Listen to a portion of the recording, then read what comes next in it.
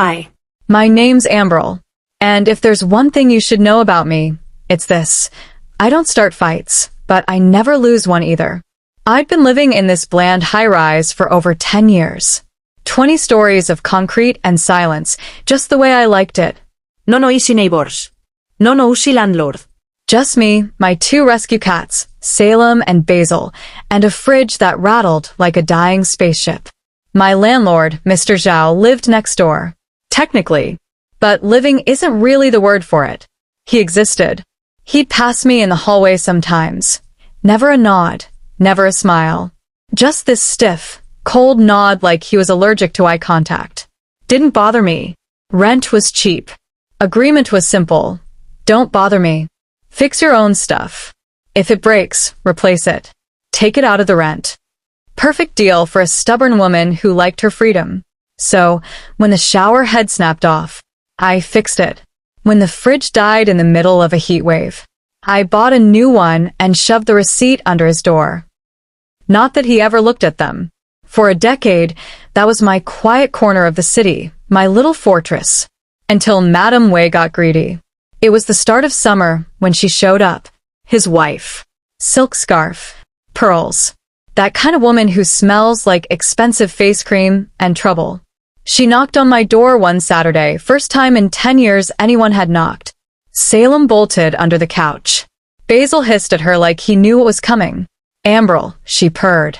We're renovating. The floor will become an office. So, we need you out. Next month. Of course, you'll get your full deposit and a month's rent as a thank you. I should have smelled it then. But 10 years of silence makes you soft. So I agreed. I packed. I fixed up my place. I was polite. Like a fool. A week before move-out day, Mr. Zhao knocked. He was holding a clipboard like it was a sword. I still remember the first thing he said. The place is ruined. I laughed. Thought it was a joke. He didn't laugh back. My cat scratched the table. The door frame has dents. The tile is chipped. We'll need that money to fix it. My stomach dropped. I'd spent days re-oiling that old dining table. Hired a guy to patch the walls. Bought new screens for the windows. But none of it mattered. They decided I owed them. My deposit, my last month's rent gone. At the end, I should have gotten 24,000 yuan. They gave me 5. 5. Like an insult you can hold in your hand. And Madame Wei, she just smiled. Next time read the fine print, dear. So I left. With my cats in a crate. 5 yuan in my pocket. And a promise in my chest. I don't start fights. But I never lose one either. Mr. Zhao and Madame Wei just made the biggest mistake of their lives. I didn't sleep that first night. I sat on the bare floor of my sister's spare room. My 2 cats curled around me like living armor. I could feel my pulse in my teeth. 5 yuan. 10 years of silence and trust, gone just like that. I stared at that 5 like it owed me an apology. It didn't talk. So I made a promise to myself instead. He wants to play dirty? Fine. I'll play cleaner and meaner. The next morning, I dug through a battered shoebox I'd nearly tossed when I moved. Old receipts, lease papers, and one tiny envelope I'd forgotten. Yellowed edges. Mr. Zhao's handwriting on the front. It wasn't addressed to me. It was addressed to June Zhao. I turned it over in my hands. I'd never heard of a June, but the return address matched my building. Same floor. Same unit number. From 20 years ago. So I Googled. And that's how I found him. June Zhao, same last name. Same serious eyes, same sharp jawline. Just warmer somehow. He wasn't here, though. He'd left the country after a messy lawsuit over unlawful property seizure.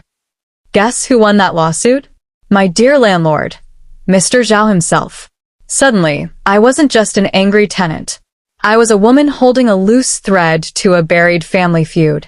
I tracked June down online. He lived in Vancouver now. Interior designer. Married.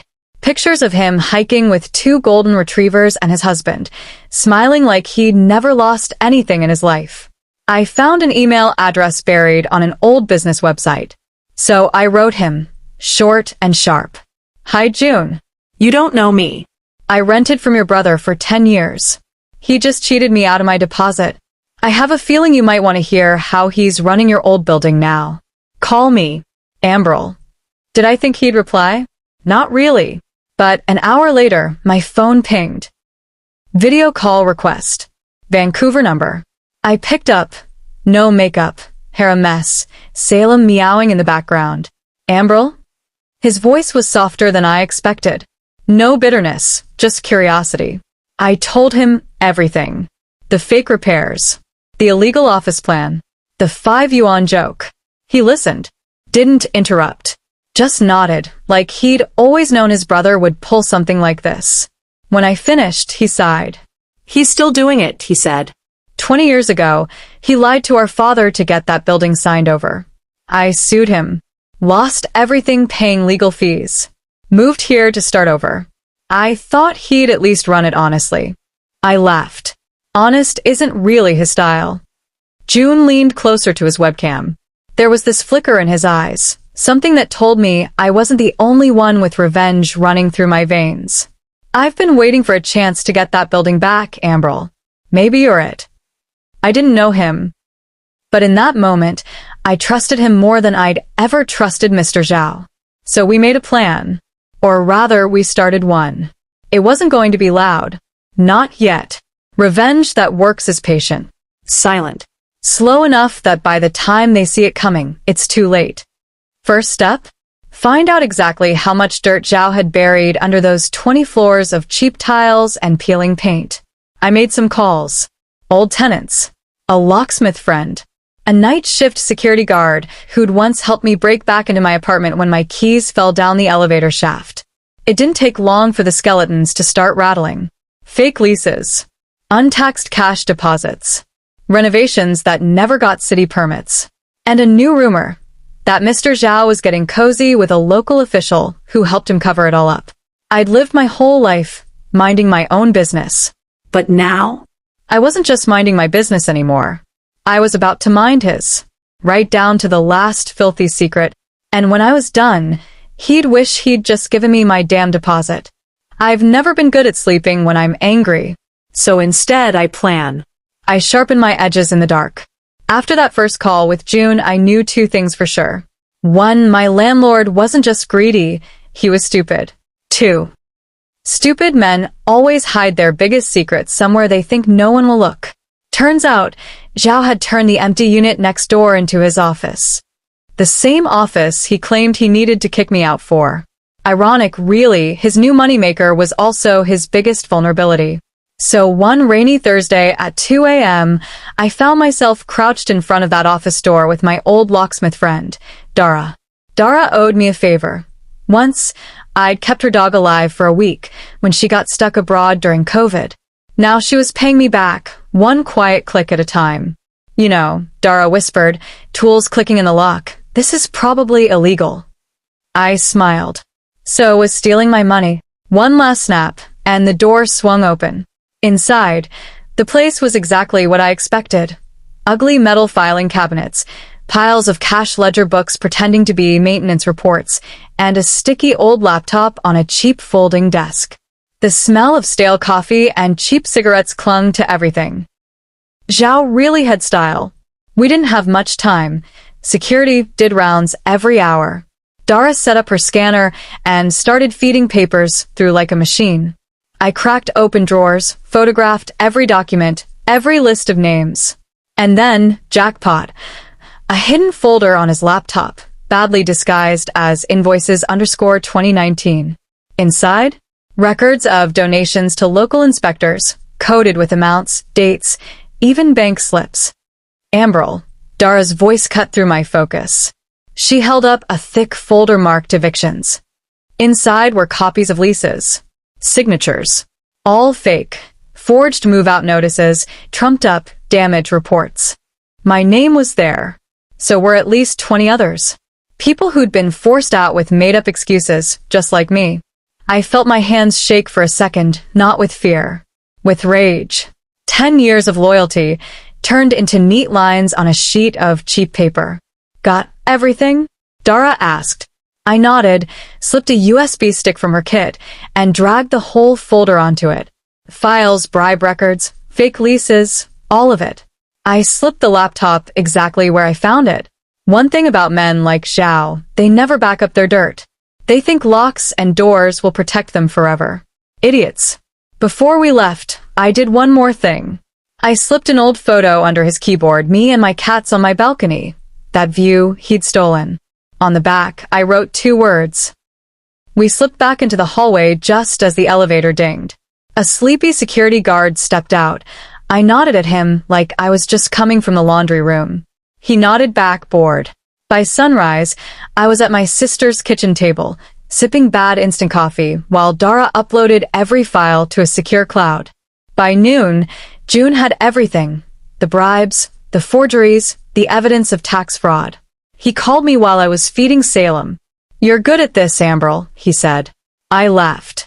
"I'm good at staying angry." I didn't want Zhao in jail, not yet. That would be too quick. Too simple. I wanted him cornered, trapped in his own lies, clawing at the walls while the empire he stole crumbled under him. And the best part? I hadn't even spent his 5 yuan yet. Some people think revenge is loud.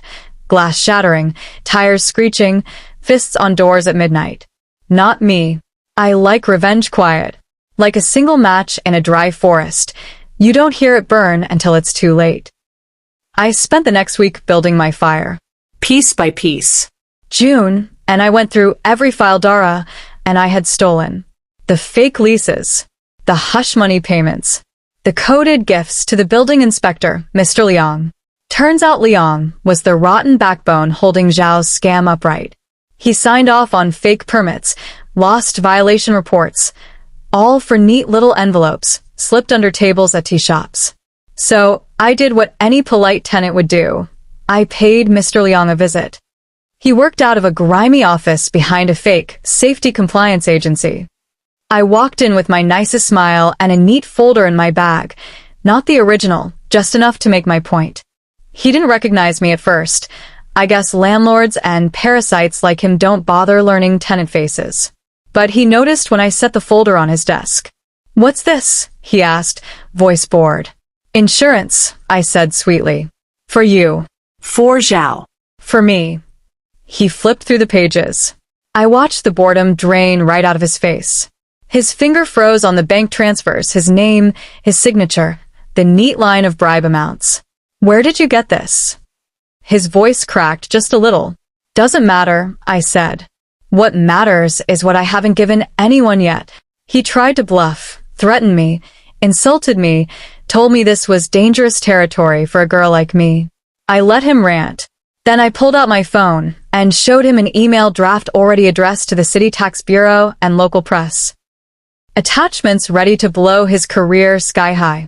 His face turned the color of old dishwater. "What do you want?" he hissed. I leaned in like we were sharing gossip. Simple. I want Zhao's building flagged for full inspection. Fire codes. Electrical. Tax audit. The whole works. He sputtered. That would ruin him. I smiled. Exactly.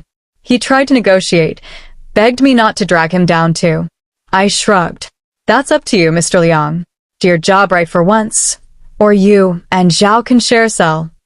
By the time I left, he was already on the phone, barking orders at some junior inspector. I could almost hear Zhao's heartbeat speeding up from 10 blocks away. That same night, June worked his magic too. He knew which reporters loved a juicy scandal. An anonymous tip landed on 3 desks. Check this high-rise for illegal office conversions. Check the permits. And check who signed them. By dawn, the first real fire alarm went off figuratively and literally. The next day, city inspectors arrived unannounced. They combed the building top to bottom, found all the hidden office furniture, the hacked wiring, the missing fire doors Zhao had never bothered replacing. Tenants texted me photos. Zhao pacing the lobby, phone glued to his ear, face pale as chalk. By sunset, half his illegal tenants were packing up. The city threatened fines. His secret donors vanished like rats from a sinking ship. And Liang? He called me at midnight, voice shaking. It's done. I flagged everything. Please don't release the rest. I hung up on him. I'd already forwarded the rest to June. That night, I sat on my sister's balcony. Basil dozed in my lap. Salem watched the city lights flicker. I thought about Zhao alone in that ugly office, papers flying, excuses falling apart in his mouth. Funny thing is, he still didn't know it was me. Not yet. But he would. Oh, he would. They say cornered animals are the most dangerous. I say cornered liars are worse. They don't fight fair. They fight dirty. A week after the inspections, Zhao finally connected the dots. Maybe Mr. Liang tipped him off. Maybe one of his spineless cronies squealed when the fines started rolling in. Either way, he knew. And when small men know they're losing, they don't apologize. They lash out. It started with a message slipped under my sister's door. No envelope, just a torn scrap of my old lease paper. On it, one line in Mr. Zhao's blocky scrawl. Come see me. Now. No please. No threat. Just arrogance leaking through every letter. He still thought I'd come crawling. That my anger was something he could squash with his expensive shoes. I went, of course. I wanted to see him squirm up close. His so-called office was chaos now. Half-packed boxes, cabinets gutted, papers spilling like trash. Zhao sat behind his desk like a little king on a crumbling throne. He didn't offer me a seat. Good, I didn't want it. You think you're clever, he spat. His voice shook. His hands didn't stop moving, tapping the desk, flicking open folders, flipping them shut. I didn't answer, just watched him sweat. He slapped a paper down in front of me, a copy of the forged lease I'd found. My name, my forged signature, all the fake damage fees they'd used to steal my deposit. You want a war, Amberle? He snarled. I'll drag you through court for slander. I'll tell them you forged this. Who'll believe you? You think the government cares about your little revenge? I leaned forward, close enough to see the veins pulsing in his temple. You know what's funny? I whispered. You think you're the big bad wolf, but you never notice the wolves behind you. I pulled out my phone, swiped open a fresh set of photos. The forged leases, the bribe slips, screenshots of my anonymous tips to the local press, already published that morning. He lunged at the phone. I pulled it back. Go ahead, Zhao. Take me to court. Show the judge how you forged half your tenants' signatures. Show them how you laundered rent money through dummy companies. You want to see who the government believes? For a second, I thought he might hit me. But cowardice is thicker than blood for men like him. He sank back into his chair, deflated, sweating through his collar. Then he tried the final play, bribery. He opened a drawer, pulled out a fat envelope, slid it across the desk like a greasy peace offering. Take it. All of it. Shut your mouth. I didn't even open it. Just pushed it back with one finger. I don't want your hush money, Zhao. I want you. I want you ruined exactly the way you ruined everyone else, piece by piece. That's when the knock came. Zhao jolted like a rat under a spotlight. I turned. The door opened, and June stepped in. Seeing them in the same room was like watching a ghost step into the sun. Zhao's eyes widened, first disbelief, then horror. Brother, June said. Calm. Soft. Dangerous. I see you haven't changed.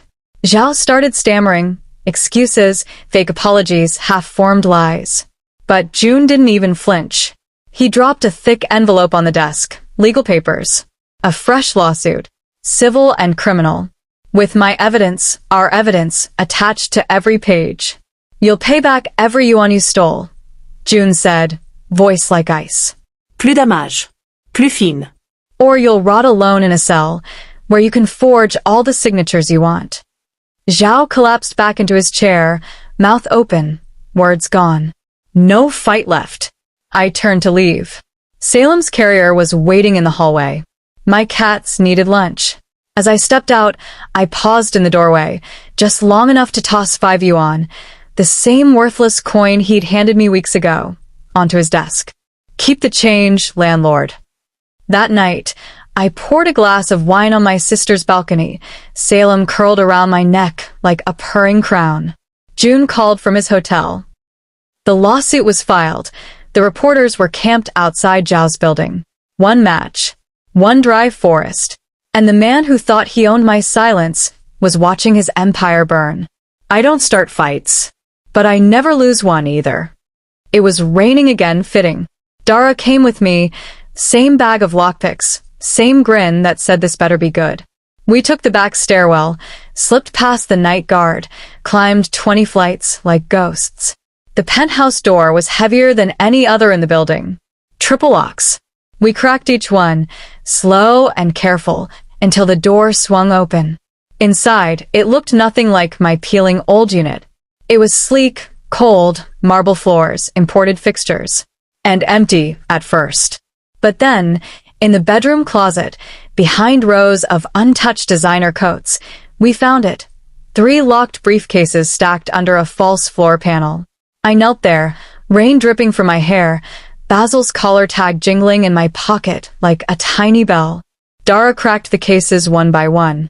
Inside, bundles of cash, foreign currency, gold bars, cheap jewelry wrapped in old silk, and folders, more fake company records, offshore accounts, evidence that Madame Wei wasn't just the greedy wife. She was Zhao's partner in every scam. Dara let out a low whistle. You could vanish with this, you know. I looked at her, then at the mountain of dirty money. I could run, disappear into the world, vanish with more than Zhao ever stole from me. But that wasn't my story. That wasn't revenge. That was cowardice in disguise. Instead, I packed every file, every slip of evidence into a new folder, snapped photos of the cash, recorded everything, time, place, the hidden safe. I left the gold. Let the government find it. Let Madame Wei try to explain her brand new, honest wife. Routine when the tax fraud investigators cracked this door open. I sealed the cases, left them exactly where I found them. Then I took one thing, a single old ring tucked in the corner, dusty and out of place. A cheap jade band, probably from Zhao's father. The last honest thing he ever owned.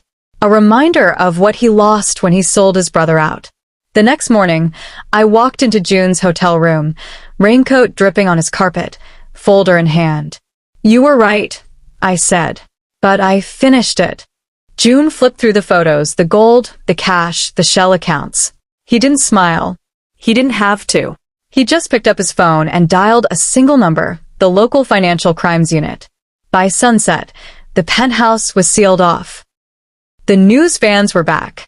Madame Wei's lawyers were running in circles trying to freeze accounts that didn't exist anymore. Zhao sat alone in his empty office, while the government changed the locks on his hidden treasure chest. And me? I sat on my sister's balcony again, Salem curled around my feet, Basil purring in my lap. 10 years I'd lived in that building, invisible, polite, quiet. And now, I owned it, not on paper, not with a deed, but in the only way that mattered. I'd turned every brick into a witness against him. When June asked me how I wanted my share of the settlement, I told him the truth. Keep it. Use it to help the tenants. Fix what he broke. My revenge was never about the money. It was about him remembering me. Every single day he wakes up in a cheap cell, wondering how he lost everything to the quiet tenant next door. I don't start fights, but I never lose them. And sometimes, the best revenge is leaving your enemy exactly where you found him. Alone, empty, with nothing left to steal but his own regrets.